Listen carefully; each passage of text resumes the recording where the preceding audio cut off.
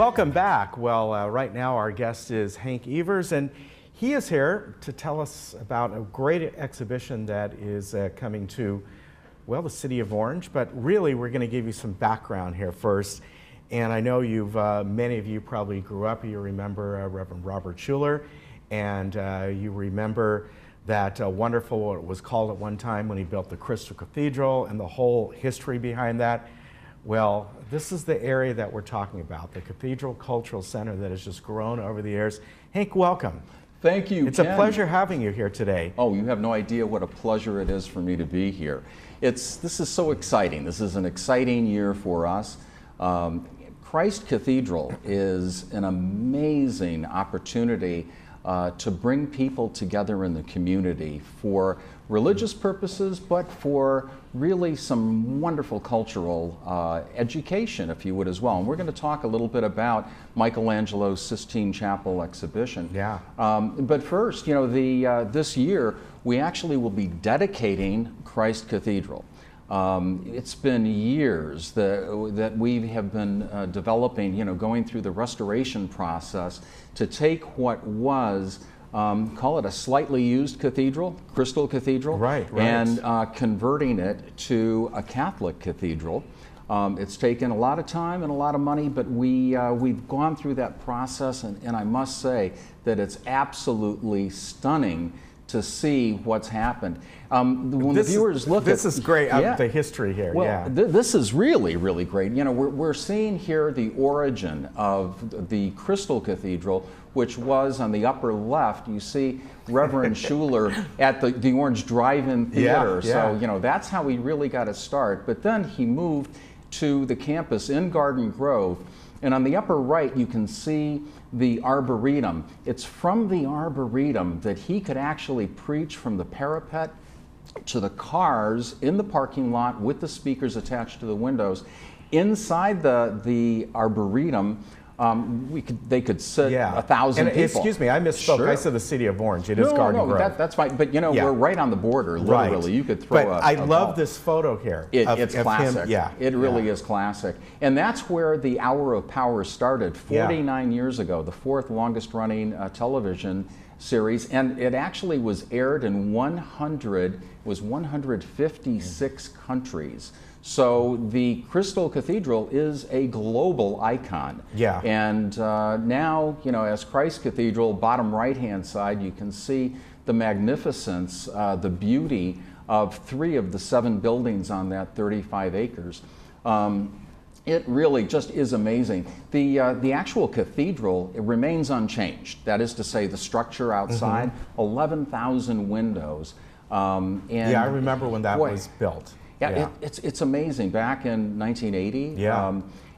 But you know, to date, the only thing that we've had to do, and it's considerable, is to re-engage or reset all 11,000 windows on the outside, and that took well over a year, and it took several years for the restoration inside. But it's now nearly finished, and on July 17, it will be dedicated.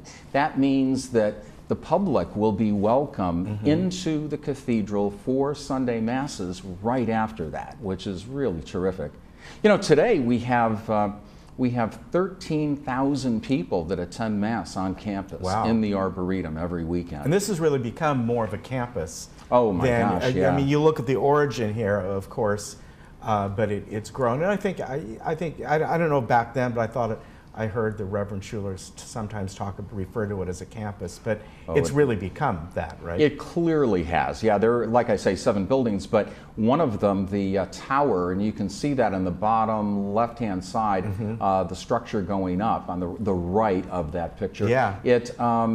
That tower is amazing. Built in 1968, designed by Richard Neutra. That houses something called the New Hope Ministry, which since 1968 has been providing counseling.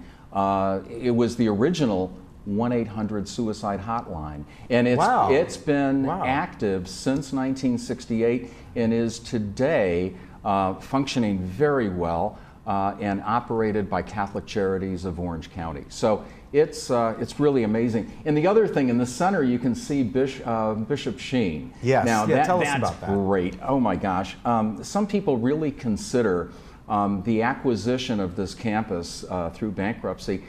We acquired it, and so many people believe this to be providential. The reason being, back then, you can see Bishop Sheen had preached in that building 3 times. So, again, he was the quintessential initial or original, if you would, televangelist. So he was there. And then Robert Schuller, Reverend Schuller, took the plans for this campus and had them blessed in the Vatican by St. John Paul II, by the Pope. Now, Robert Schuller at the time was he kind of non-denominational? That's correct. Am I right? Yeah, Okay, yeah, all right. Yeah. And but he felt very confident in the acquisition of the campus by the Catholic Church, right? Because he said, in fact, he said, "I built this campus for Christ. I built it for Christ forever," and he felt confident that it would remain just that. So anyway, on the campus, one of the buildings, and I think it's pretty well known by so many people when they see it. They think probably that it looks a bit like the Getty Center. Some may remember it. Some may remember it from a Star Trek movie, Into the Darkness. It was Starfleet Command in that movie. Was it really? Now, it's which the building is Cultural that? Center. It's not in this okay, photo. I think it may be in the next photo. Yeah. It's the rounder building, That's correct. Right? Okay. Yeah. So we'll see if we got that one. Yeah. Well, you can see it right there. There you go. Yeah, That's I didn't realize that. Yeah. Wow. It's a remarkable building. It's just beautiful, and that building has in the basement, or I should say the lower level. It's really not a basement. The lower level is both a 300-seat state-of-the-art theater and an atrium where we can hold or host receptions and events. Yeah. But it also is the venue for Michelangelo's Sistine Chapel exhibition. And that's really why you're here That today. is why I'm So here. tell and us it's so exciting. about this. This is, my gosh. is interesting. Yeah. And what I was curious about is, what do you have there? Are there reproductions? Are there... it seems to be remarkable that this is... It really is. So what we have are 34 reproductions of the frescoes that are on the ceiling of the Sistine Chapel. Now, and there's a few visuals of that. Right. But, arguably, Michelangelo and the Sistine Chapel is one of mankind's greatest artistic achievements. And what we offer the visitors, the viewers, is something unique. You have an opportunity to view each of these works up close and to be able to look at it from a whole new perspective. That engages the people, I think, so much more. And again, if you think of this, the 34 pieces that are on the ceiling of the Sistine Chapel are what the cardinals view when they're at the conclave meaning when they're sequestered in the Sistine Chapel to discern who the next pope is going to be. Wow. So they're in there for days and sometimes weeks, and what do? They meditate, they pray, they talk, but they look at these works. And even St. John Paul, wrote a beautiful poem about Michelangelo and about this discernment process. So what we have are all of those works. Now, Michelangelo from 1504 to 1512 had spent those years painting the ceiling. A lot of people think that he was on his back, right? Right. It's not so. The reality is he was able to stand and paint, but still his neck, you can only imagine. I couldn't. Yeah.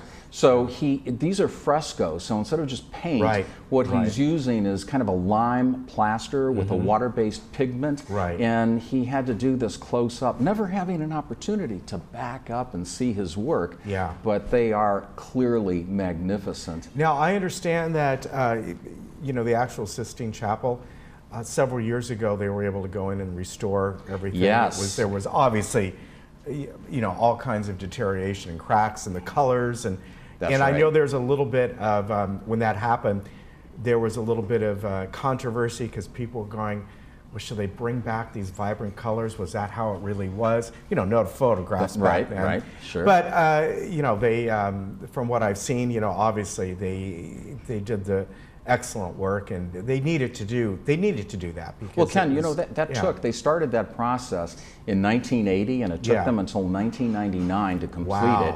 Wow. But well worth the time and the effort. And what we're showing is the restored version of this. So they really, every rendering is absolutely stunning. And you know, the one thing about all of this work is that it's really, you know, one might say that it's the overt subject matter is it's the doctrine of humanity's need for salvation as this was offered by God through Jesus, and it's a metaphor of humankind's their need for a covenant with God, and it provides that framework. When you look at it too, the one thing that's interesting, there are 343 figures that he drew. Wow. I mean, that's amazing. But then, okay, this is classic. So Michelangelo did this work over the period of 4 years. It's now finished. 25 years pass. He's now 63 years old, and the Pope brings him back and commissions him to do the Last Judgment. It took him more than 4 years to finish the Last Judgment, and he finished it at the age of 67. Now, the Last Judgment that's the quintessential piece of all of his frescoes. It is behind the altar, so it's the wall behind the altar, 40 feet by 40 feet. It's what you're looking at if we go to the picture on the left-hand side. Okay, the blue background. Really bright blue. And it's just absolutely remarkable. When you look at that, you can see the souls, just rising and descending to their fate as judged by Christ, and they're surrounded by prominent saints. In that one painting, there are over 300 or nearly 300 figures. Wow. It's just, at least on that one, he could stand up doing that. At last he could do that, right? So that has to be the best. So tell us about the exhibit itself. Sure. And when it's open, and when can people come by, and the admission cost to go in and see it. I've got some of this here, but it goes all the way through January. Yeah, so we're fortunate. We are so blessed to have this all the way through January 11 of next year. But it's affordable. It's only $18 for adults. For seniors, it's $12, and for military. We have group rates at $10 and only $9 for children. Now the hours, it's open daily from 10 a.m. to 5 p.m. And it's not open, but it's available in the evening for private events. Oh, nice. And how wonderful would it be, again, for any group, whether it's a business or, a ministry, or just a group that wants to get together and maybe have some wine and what have you. And we have experts that can speak on the topic as well, if that's interesting to the group. But yeah, all of that is available, and we're very, very excited to welcome everyone from our local community. And it doesn't matter what your background is, because really you're going there to see these great works of art, these historical works of art. That's right. It doesn't matter what religion you are, or whatever it is, because you're seeing history, and that's what really matters. And for the folks here at Leisure World, the beauty is all the information on this is in this month's Sorbet magazine, the one coming out in June.